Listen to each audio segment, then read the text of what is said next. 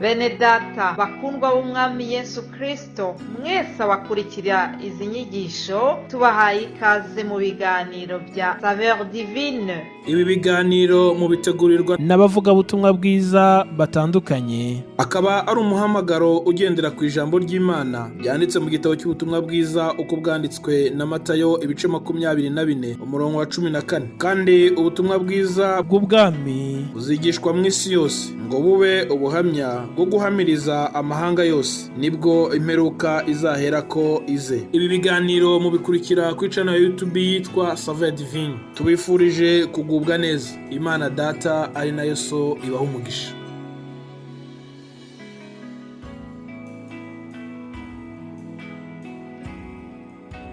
Yesu ashimwe bakundwa b'Imana, nshuti z'umusaraba, bene data mwese abo dusangiye ukwizera, namwe abakurikira iki kiganiro Saveur Divine, mwese amahoro y'Imana nabe muri mwe. Nejejwe n'Imana mu mutima wanjye, nishimiye gutangirana iki cyumweru hamwe namwe. Nukuri n'umugisha n'ubuntu butangaje twagiriwe kuba tugihumeka. Turi ku munsi wa mbere w'iki cyumweru. Imana iduhana umugisha mwese aho muherereye hose, baba abari hano muri Belgique, haba abari muri Amerika, abari muri Afrika, hirya no hino aho mukurikira ibi biganiro. Mugubwe neza mwese, amahoro ya Kristo aganze mu mitima yanyu. Rero nejejwe n'Imana muri uyu munsi. Ndashimira Imana cyane yuko ikomeje kuturinda. Shimiye umwami wanjye yuko yaduhaye kongera kubona iminsi myiza, iminsi y'izuba, iminsi y'umucyo. Twagize weekend nziza. Nuko rero kubatagira izuba kenshi, iyo tubonye ibihe byiza by'umucyo nk'ibyo ngibyo aba ari ishimwe rikomeye mu mutima.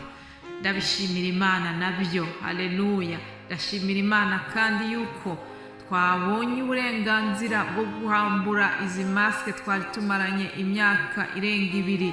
Nukuri turashima Imana yuko dushobora gukora imirimo duhumeka neza, tudafite kuba twambaye akagapfukamunwa kajyaga katubuza guhumeka neza, kajyaga katubuza no kuririmbira Imana neza. Nagiye mbona amakorari menshi aririmbira Imana yambaye agapfukamunwa, nkumva birambabaje cyane. Uyu munsi mfite ishimwe yuko dushobora guhimbaza Imana tudafite agapfukamunwa.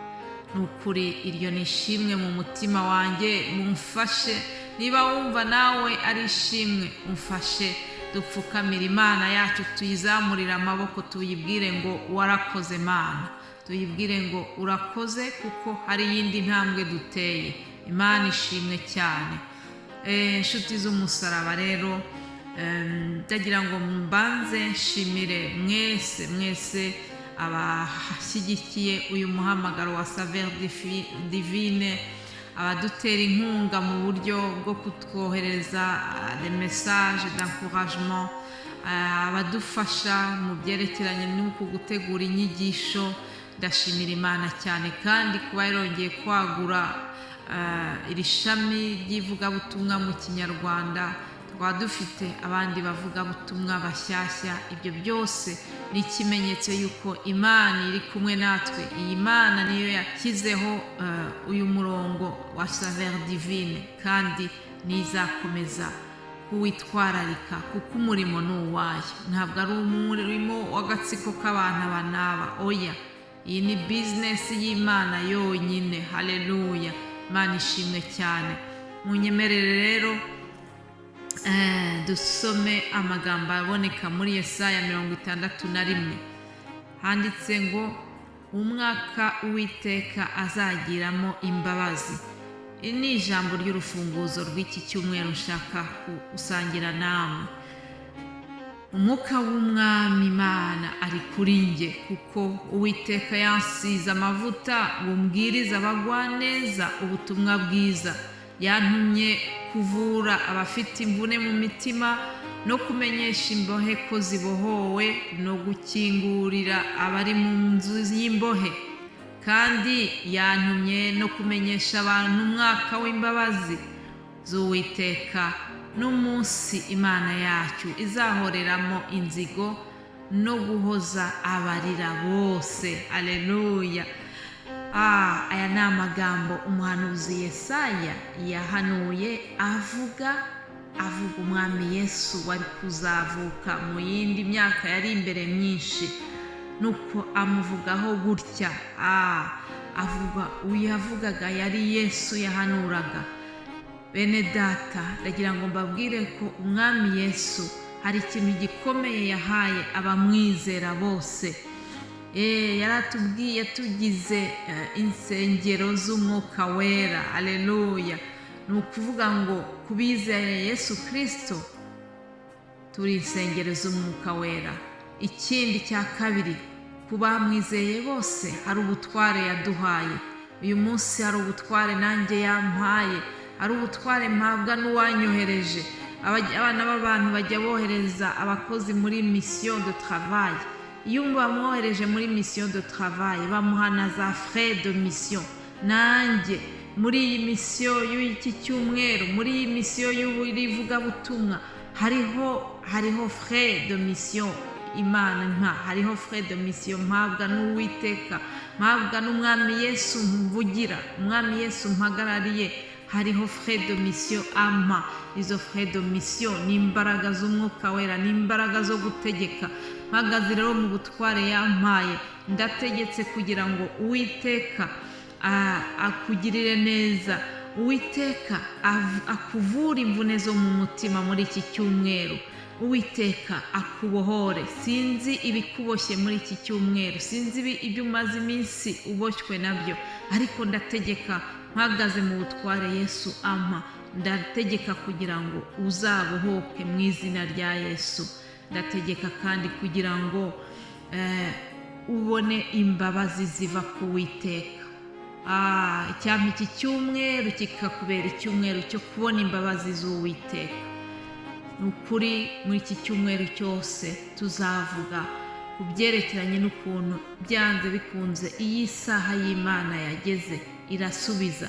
Tuzabona abantu banyuranye bo muri Bible, abo Imana yatabaye nyuma y'imyaka myinshi, nyuma y'ibigeragezo bari bamazemo igihe kinini, ariko Imana ikagenda ibasubiza kuko igihe cyayo cyari cyageze.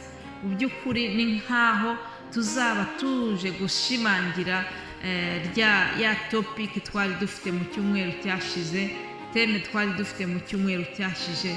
Tuzayigarukaho tuyishimangira, noneho tubereka n'ingero z'abantu batabawe, z'abantu bashubijwe ku gihe cy'Imana yari yateganyije. Ndizera yuko tuzagirana ibihe byiza, ndizera yuko uzahambukirwa, ndizera yuko uzafashwa. Ndategeka kugira ngo uzahozwe amarira. Ijambo ryatubwiye ngo ni umwaka izahoreramo inzigo no guhoza abarira bose. Icyama ngo mu magambo tuzagezwaho, mu magambo tuzasangira muri iki cyumweru, uzahozwe amarira yawe. Ibyo nibyo nkwifuriza.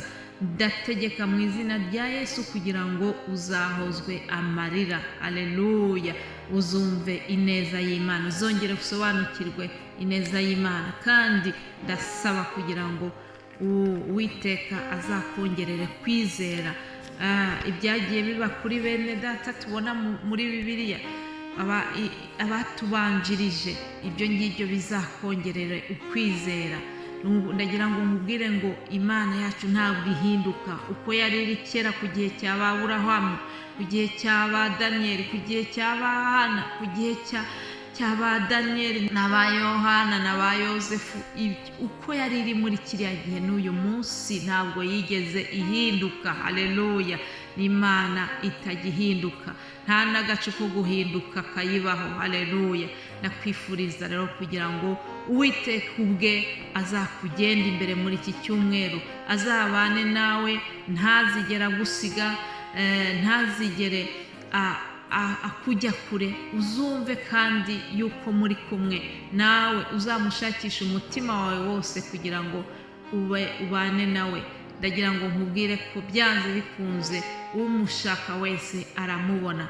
Nuko rero nje kukubwira ngo ntutinye, ntukuke umutima, Uwiteka azagumana nawe, azagendana nawe muri iki cyumweru, kandi utegereze gutabarwa kwawe, ukomeze usenge wizeye, isaha y'Imana igeze uzasubizwa. Ibyo nibyo nkwifurije mu izina rya Yesu Kristo. Uhabwe umugisha. Amen.